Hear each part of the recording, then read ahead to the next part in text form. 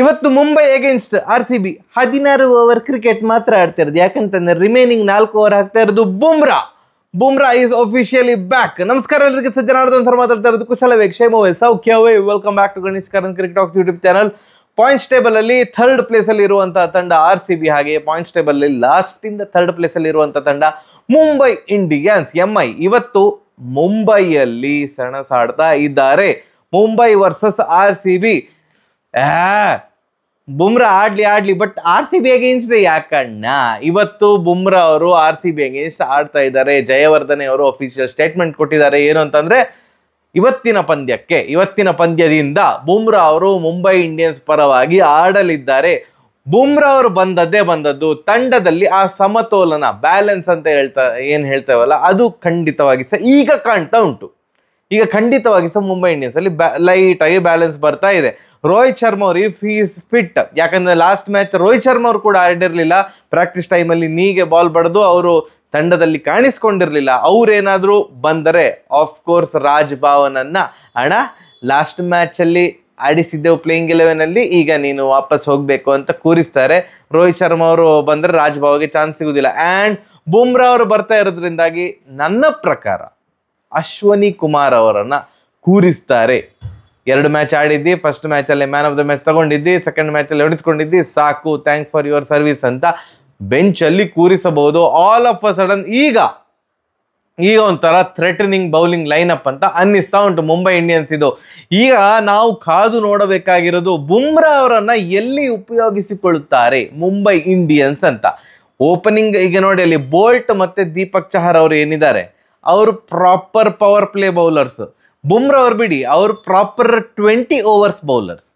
ಅಂದರೆ ಅವರು power play ಅಲ್ಲಿ ಸಹ ಬೌಲಿಂಗ್ ಹಾಕ್ಬೋದು, ಮಿಡ್ಲ್ ಓವರ್ ಅಲ್ಲಿ ಸಹ ಹಾಕ್ಬೋದು, ಡೆತ್ ಬೌಲರ್ ಆಗಿ ಸಹ ಯೂಸ್ ಮಾಡ್ಬೋದು. ನನ್ನ ಪ್ರಕಾರ ಪವರ್ ಪ್ಲೇಯಲ್ಲಿ ಬೋಲ್ಟ್ ಮತ್ತೆ ದೀಪಕ್ ಚಹರ್ ಅವರನ್ನ ಇಟ್ಕೊಂಡು ಮಿಡ್ಲ್ ಓವರ್ ಅಲ್ಲಿ ಹಾರ್ದಿಕ್ ಪಾಂಡ್ಯ ಇಂಟ್ರೊಡ್ಯೂಸ್ ಆಗಿ 10 ಓವರ್ ನಂತರ 12, 14, 16, 18 ಅಥವಾ 14, 16, 18, 20 ಈ ಥರ ಕೊನೆಯ 6 ಓವರಲ್ಲಿ ಸಡನ್ ಆಗಿ ಬುಮ್ರಾ ಅವ್ರು ಬರ್ತಾರ ರನ್ನಿನ ವೇಗವನ್ನು ಕಡಿವಾಣ ಹಾಕ್ಲಿಕ್ಕೆ? ಗೊತ್ತಿಲ್ಲ. ಈಗ ಭಾರಿ ಟೆನ್ಷನ್ ಆಗ್ತಾ ಉಂಟಪ್ಪ. ಪವರ್ ಪ್ಲೇಯಲ್ಲಿ ಎಲ್ಲಿಯಾದ್ರು ಬುಮ್ರಾ ಅವ್ರು ಬಂದರೆ ಸಾಲ್ಟ್ ವರ್ಸಸ್ ಬುಮ್ರಾ ಆಗ್ತದೆ. ಎಲ್ಲಿಯಾದ್ರೂ ಡೆತ್ ಓವರ್ಸ್ ಅಲ್ಲಿ ಬುಮ್ರಾ ಅವ್ರು ಬಂದರೆ Bumrah yorker versus Tim David ಆಗ್ತದೆ. ಸೊ RCB ಭಾರಿ ಕೇರ್ಫುಲ್ ಆಗಿ ಬುಮ್ರಾ ಅವರ 4 ಓವರನ್ನು ನಿಭಾಯಿಸಬೇಕು. ಆ ಬುಮ್ರಾ 4 ಓವರ್ನ ನಿಭಾಯಿಸಿದಕ್ಕೆ ಇನ್ಯಾವುದಾದ್ರೂ ಬೌಲರ್ನ ಟಾರ್ಗೆಟ್ ಮಾಡಬೇಕಲ್ಲ. RCB ಹಾಗಾದರೆ ಸ್ಯಾಂಟ್ನರ್ ಅಗೇನ್ಸ್ಟ್ ಭಯಂಕರ ಅಗ್ರೆಸಿವ್ ಆಗಿ ಹೋಗ್ತಾರ, ಅಥವಾ ಸ್ಯಾಂಟ್ನರ್ ಅವರಿಗೆ ಚಾನ್ಸೇ ಕೊಡೋದಿದ್ರೆ? ಯಾಕಂತಂದ್ರೆ 4 ಮ್ಯಾಚಲ್ಲಿ ಮುಂಬೈ ಇಂಡಿಯನ್ಸ್ ವಿನ್ ಆಗಿರೋದು ಕೇವಲ 1 ಮ್ಯಾಚ್, 3 ಮ್ಯಾಚನ್ನು ಸೋತಿದ್ದಾರೆ. 4 ಮ್ಯಾಚಲ್ಲಿ ಸ್ಯಾಂಟ್ನರ್ ಅವರ ಬೌಲಿಂಗ್ ಡಿಸಪಾಯಿಂಟಿಂಗ್. ನಾನು ತುಂಬ ಎಕ್ಸ್ಪೆಕ್ಟ್ ಮಾಡಿದ್ದೆ ಸ್ಯಾಂಟ್ನರ್ ಅವರಿಂದ. ಅವರು 14ಕ್ಕೆ 14 ಮ್ಯಾಚ್ ಆಡ್ತಾರೆ ಈ ಸಲ, ಪ್ರಾಪರ್ ಆಲ್ರೌಂಡರ್ ಸಿಕ್ಕಿದ್ದಾರೆ, ಹಾಗೆ ಹೀಗೆ ಅಂತ, ಬೌಲಿಂಗ್ ಆಲ್ರೌಂಡರ್ ಸಿಕ್ಕಿದ್ದಾರೆ ಅಂತ. All of a sudden international cricket ಅಲ್ಲಿ ಭಯಂಕರ ಕಂಜೂಸ್ ಬೌಲರ್ ಆಗಿರುವಂಥ ಸ್ಯಾಂಟ್ನರ್ ಇಲ್ಲಿ ಧಾರಾಳವಾಗಿ ರನ್ ಹೊಡಿಸ್ಕೊಳ್ತಾ ಇರೋದ್ರಿಂದಾಗಿ, ಬಿಟ್ಟು ಕೊಡ್ತಾ ಇರೋದ್ರಿಂದಾಗಿ ರನ್ಸನ್ನ, ಅವರ ಬದಲು ಬೇರೆ ಯಾವ್ದಾದ್ರು ಸ್ಪಿನ್ ಮುಜಿಬನ್ ಆಡಿಸ್ಬೋದು. ಸೊ ಸ್ಯಾಂಟ್ನರ್ ಅವರು ತಮ್ಮ ಒಂದು ಸ್ಥಾನವನ್ನ ಬಿಟ್ಟು ಕೊಡಬೇಕಾಗಬಹುದು. ಇಲ್ಲ ಸ್ವಲ್ಪ ಬ್ಯಾಟಿಂಗ್ ಸ್ಟೆಬಿಲಿಟಿ ಇರಲಿ ಅಂತಿದ್ರೆ ಸ್ಯಾಂಟ್ನರ್ ಅವ್ರನ್ನ ಮುಂದುವರಿಸ್ಬೋದು. ಈಗ RCBಗೆ 1 ಮ್ಯಾಚ್ ಸೋತಿದ್ದಾರೆ, ಹೋಮ್ ಮ್ಯಾಚ್ ಸೋತಿದ್ದಾರೆ, 2 ಅವೇ ಮ್ಯಾಚ್ ಅನ್ನ RCB ವಿನ್ ಆದ. ಫಸ್ಟ್ 2 ಮ್ಯಾಚ್ ವಿನ್ ಆಗಿ KKR ಮತ್ತೆ CSK ಮೇಲೆ ವಿನ್ ಆಗಿ ಹೋಮ್ ಮ್ಯಾಚ್ ಅನ್ನ ಹೀನಾಗಿ ಸೋತರು ಗುಜರಾತ್ ಅಗೇನ್ಸ್ಟ್. ಈಗ ಮತ್ತೊಂದು ಅವೇ ಗೇಮ್ ಅಂತಂದು ಕೂಡ, ಹಾಗಾದ್ರೆ ಮತ್ತೆ ಪುನಃ ಜಯದ ನಿರೀಕ್ಷೆಯಲ್ಲಿ RCB ಇರ್ತಾರ? RCB ಪ್ಲೇಯಿಂಗ್ 11 ಅಲ್ಲಿ ಏನು ಚೇಂಜ್ ಆಗುದಿಲ್ಲ, ಎಸ್ಪೆಷಲಿ ಬ್ಯಾಟಿಂಗ್ ಯೂನಿಟ್ ಅಲ್ಲಿ ಏನು ಚೇಂಜ್ ಆಗುದಿಲ್ಲ. ಸಾಲ್ಟ್, ಕೊಹ್ಲಿ, ಪಡಿಕಲ್, ಪಾಟೀದಾರ್, ಅದಾದ್ಮೇಲೆ ಜಿತೇಶ್ ಶರ್ಮಾ, ಟಿಮ್ ಡೇವಿಡ್ ಎಲ್ಲ ಬರ್ತಾರೆ. ಪ್ರಾಪರ್ ಆಗಿ ಉಂಟು, ಏನು ಚೇಂಜ್ ಮಾಡ್ಲಿಕ್ಕೆ ಹೋಗುದಿಲ್ಲ. ಅಂಡ್ ಲಾಸ್ಟ್ಗೆ ಸ್ಯಾಂಟ್ನರ್ ತರ ಅಲ್ಲಿ Krunal Pandya. So batting unit ಏನು ಚೇಂಜ್ ಆಗುದಿಲ್ಲ. ಬೌಲಿಂಗ್ ಯೂನಿಟ್ ಅಲ್ಲಿ ಸಹ ಹೇಳಿಕೊಳ್ಳುವಂತಹ ಸಿಕ್ಕಾಪಟ್ಟೆ ಬದಲಾವಣೆ ನನ್ನ ಪ್ರಕಾರ ಆಗುದಿಲ್ಲ.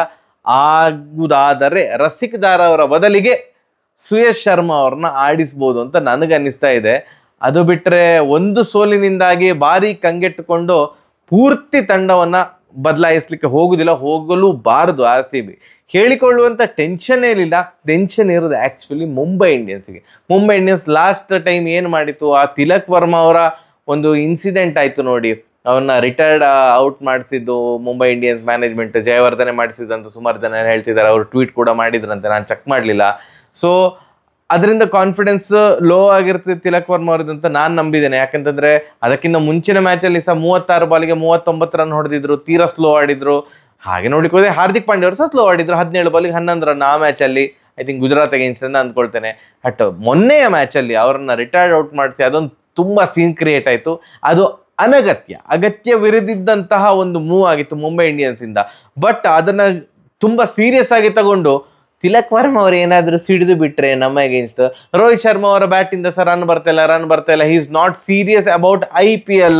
ಕ್ಯಾಪ್ಟನ್ಸಿ ಹೋದಾಗಿಂದ ಇಸ್ ನಾಟ್ ಸೀರಿಯಸ್ ಅಂತೆಲ್ಲ ಮಾತು ಕೇಳಿ ಬರ್ತಾ ಉಂಟು. ಎಲ್ಲಿಯಾದ್ರೂ ಅಪ್ಪಿ ನಮ್ಮ ಅಗೇನ್ಸ್ಟ್ ಒಳ್ಳೆ ಚಟ್ಲಿಕ್ಕೆ ಶುರು ಮಾಡಿದರೆ, ವಿಲ್ ಜಾಕ್ಸ್ ನನ್ನನ್ನು ನೀವು RTM ಮಾಡಿರಲಿಲ್ಲ, RTM ಅಲ್ಲಿ ಬೈ ಮಾಡಿರಲಿಲ್ಲ, ಮಾಡ್ತೇನೆ ತಡೀರಿ ಅಂತ ವಿಲ್ ಜಾಕ್ಸ್ ಹಿಡಿದರೆ. ಸೊ ಈ ಥರದ ಭಯದ ಒಂದು ವಾತಾವರಣ ನಿರ್ಮಾಣ ಆಗಿದೆ. ಆ್ಯಂಡ್ ಜಯವರ್ಧನ್ ಅವರು ಹೇಳಿದ್ದಾರೆ, we want to be more ruthless going forward ಅಂತ. ಆ ರುತ್ಲೆಸ್ RCB ಅಗೇನ್ಸ್ಟೇ ಸ್ಟಾರ್ಟ್ ಆದರೆ ಅನ್ನುವಂತಹ ಭಯ ಕಾಡುತ್ತಾ ಉಂಟು. ಎಸ್, ನಿಮಗೆ ಏನು ಅನ್ನಿಸ್ತದೆ? ನಾನು ಏನು ಪ್ರೆಡಿಕ್ಟ್ ಎಲ್ಲ ಮಾಡಲಿಕ್ಕೆ ಹೋಗುದಿಲ್ಲ. ಬುಮ್ರಾ ಅವ್ರು ಬಂದಿರೋದು ಡೆಫಿನೆಟ್ಲಿ ಮುಂಬೈಗೆ ಒಂದು ವರದಾನ. And RCB should try there level best. ಇದು ಪವರ್ ಪ್ಲೇಯಲ್ಲಿ ವಿಕೆಟ್ ಕಳೆದುಕೊಳ್ಳದಿದ್ದರೆ ದೊಡ್ಡ ಮೊತ್ತ ಕಲೆ ಹಾಕ್ಲಿಕ್ಕೆ ಆಗ್ತದೆ. ಇಲ್ಲದಿದ್ರೆ ಏನಾಗ್ತದೆ ಗೊತ್ತುಂಟಾ? SRH ಆದಾಗೆ ಆಗ್ತದೆ. ಪವರ್ ಪ್ಲೇಯಲ್ಲಿ ಅಲ್ಲಿ ಯಾರು 3 ವಿಕೆಟ್ 4 ವಿಕೆಟ್ ಎಲ್ಲ ಬಿದ್ದರೆ ಕೊನೆಗೆ ಆ ಒಂದು ಇನ್ನಿಂಗ್ಸನ್ನು ಬಿಲ್ಡ್ ಮಾಡ್ತಾ ಏನು ಸಡನ್ 200 220 ಅಂತೆಲ್ಲ ಒಂದು ಟಾರ್ಗೆಟ್ ಇದ್ರೆ ಮನಸ್ಸಲ್ಲಿ 170 ಆದರೂ ಸಾಕು ಮಾರ್ರೆ ಅಂತ ಆಗ್ತದೆ. ಲಾಸ್ಟ್ ಟೈಮ್ ಹಾಗೆ ಆದದ್ದು GT ಅಗೇನ್ಸ್ಟ್. ಪಟಾರ್ ಅಂತ 4 ವಿಕೆಟ್ ಹೋಯ್ತು.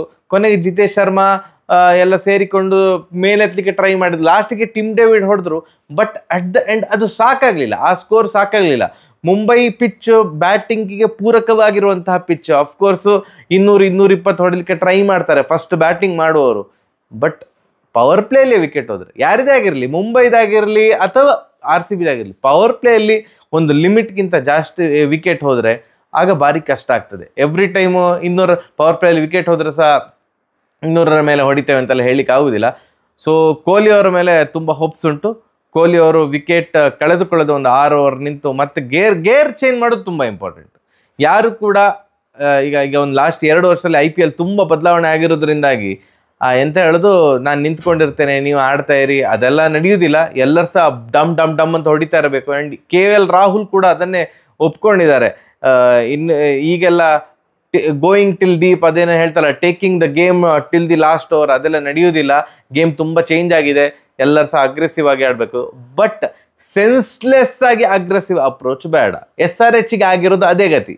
ಸೆನ್ಸ್ಲೆಸ್ ಆಗಿ ಅಗ್ರೆಸಿವ್, ಎಲ್ಲ ಬಾಲು 6 ಹೊಡಿಬೇಕು, ಎಲ್ಲ ಬಾಲು ಅಂತ ಹೊಡಿಬೇಕು ಅಂತ ಅಂದ್ಕೊಂಡು ತಂಡ ಈ ಗತಿಗೆ ಬಂದಿದೆ. ಎಲ್ಲಿಯಾದರೂ ಬ್ಯಾಡ್ ಬಾಲ್ ಸಿಕ್ಕಿದರೆ ಅದನ್ನು ಢಮಾರ್ ಅಂತ ಹೊಡೀರಿ. ಗುಡ್ ಬಾಲ್ ಸಿಕ್ಕಿದ್ರೆ ಗ್ರೌಂಡ್ ಶಾಟ್ ಹೊಡೀರಿ. ಸ್ವಲ್ಪ ಗ್ರೌಂಡ್ ಶಾಟ್ ಹೊಡಿಯೋದಂತ ಕಲಿಬೇಕು. SRH ಇದು ಯಾಕೆ ಮಾತಾಡ್ತಿದ್ದೆ ನಾನು. RCBಗೆ ಒಳ್ಳೇದಾಗಲಿ. ಬಟ್ ನನಗೆ ಯಾಕೋ ಒಂಚೂರು ಭಯ ಆಗ್ತಾ ಉಂಟು. ಮುಂಬೈ ಇಂಡಿಯನ್ಸ್ ಆ ರುತ್ಲೆಸ್ ಇವತ್ತಿನಿಂದ ಶುರು ಆಗ್ತದ? ಆಗಲಿ, ಇವತ್ತಿನಿಂದ ಆಗೋದು ಬೇಡ ಅಂತ. RCB ವಿನ್ ಆಗಲಿ, ನೆಕ್ಸ್ಟ್ ಮ್ಯಾಚಿನ ಭಯಂಕರ ರುತ್ಲೆಸ್ ಆಗಿ ಆಡಿ ಮುಂಬೈ ಎಲ್ಲ ಮ್ಯಾಚಿಗೆ ಎತ್ಕೊಂಡ್ಬನ್ನಿ. ಐ ಥಿಂಕ್ ಮುಂಬೈ ಇಂಡಿಯನ್ಸ್ ಎದುರು ನಮ್ಮದು ಒಂದೇ ಮ್ಯಾಚ್ ಅಂತ ಅಂದ್ಕೊಳ್ತೇನೆ. ಬೇರೆ ಎಲ್ಲ ಮ್ಯಾಚ್ ಗೆದ್ಲಿ, ನಮ್ಮ ಅಗೇನ್ಸ್ಟ್ ಬೇಡ ಅಂತ ಯಾಕೋ ಸ್ವಲ್ಪ ಕಳಕಳಿಯ ವಿನಂತಿ. ಸರಿಯಾಗಿದೆ, ಬರುವ. ನಮಸ್ಕಾರ.